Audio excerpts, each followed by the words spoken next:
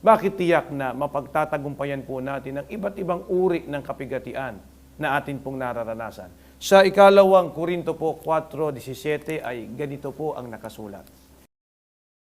Sapagkat ang aming magaang kapigatian na sa isang sandali lamang ay siyang gumagawa sa amin ng lalo't lalong bigat ng kaluwalhatiang walang hanggan.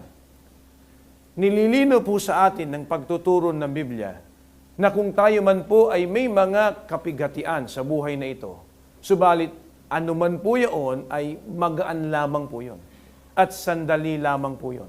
Sapagkat ang kapalit naman po ng lahat ng ating kapigatian ay ang kaluwalhatiang walang hanggan. Ito po ang pagtatamo ng kaligtasan. Na kapag yan po ay natamo natin, magkakaroon tayo ng perpektong buhay at perpektong pamumuhay dahil sa ang uri po ng buhay natin ay walang hanggan. At ang uri naman po ng pamumuhay ay perpekto din sapagkat wala na pong hirap, wala na pong dalamhati at anumang problema.